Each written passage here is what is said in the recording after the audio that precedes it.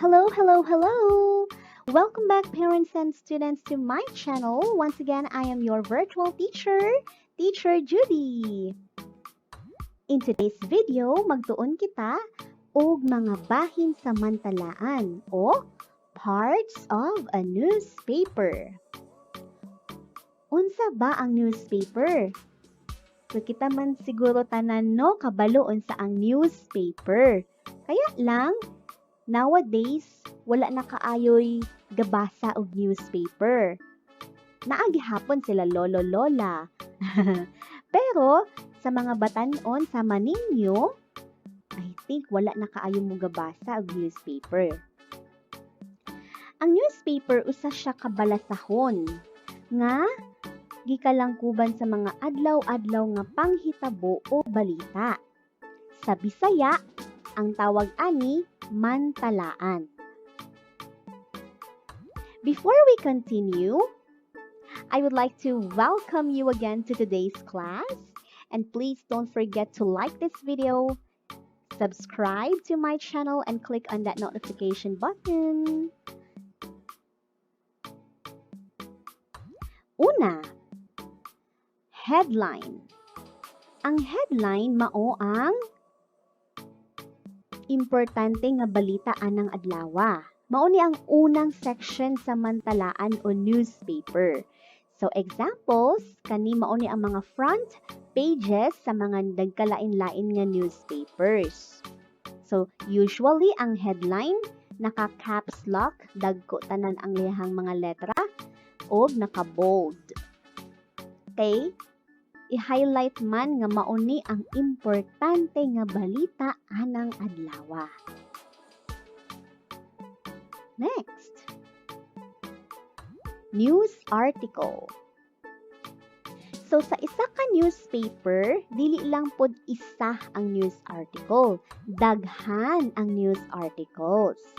Ang news article mao ang balita may tungod sa partikular na panghitabo o sitwasyon. Naa kini litrato o picture ug parapo o body text kung asa makita ang mga detalye. Naa pod kini of course title ug iyahang storyline. So mao ni siya ang news article. Sunod, editorial page. Unsa man ang editorial page? So from the word editor o tigsuwat. So dinhi makita or mabasa ang opinyon sa usa ka tigsuwat. Okay? Next, entertainment page. So from the word entertainment, entertain. So, mulingaw, mupahibalo, ug mutudlo. Example sa the Philippine Star nga entertainment page, naghatag siya og tips. So, nagtudlo siya. Solution to hairy issues. Another example from the Philippine Star, how K-pop band BTS is taking the world by storm. So, naghatag siya og pahibalo kung anong nisikat maning BTS. Isa ba'y nakaila sa BTS? I'm sure kamong tanan. Okay, sunod ang business section.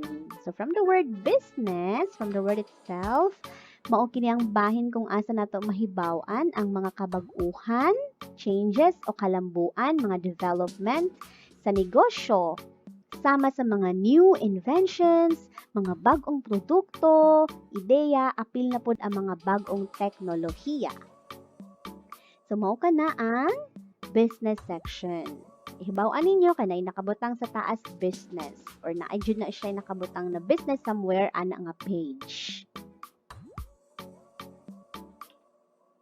Sunod ang sports page. Kung gusto mo ka makabalo kung kinsay nakadaog sa NBA, kung kinsay nakadaog sa Olympic Games, ana nga particular nga sports, dito mo muadto sa sports page. Example, sunod ang classified ads.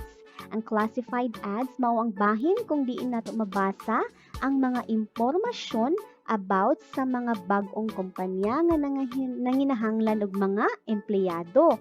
So kung gusto ka mga apply og trabaho, nya kakabalo asa ka mga apply. So moadto ka sa mopalit kag newspaper adto dayon sa classified ads aron makabalo ka unsa nga mga companies ang nag-hiring or nanginahanglan og mga bag-ong empleyado. Pwede po nato mabasa dinhi ang mga bag-ong produkto sa mga businesses. Sunod ang obituaries.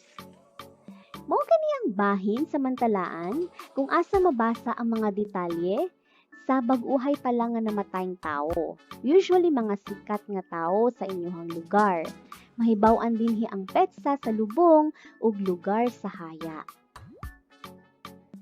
So, mao kato ang mga parts or bahin sa mantalaan. Okay?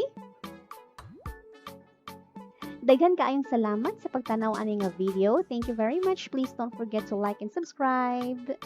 Once again, this is your virtual teacher, Teacher Judy. I am now signing off. Bye!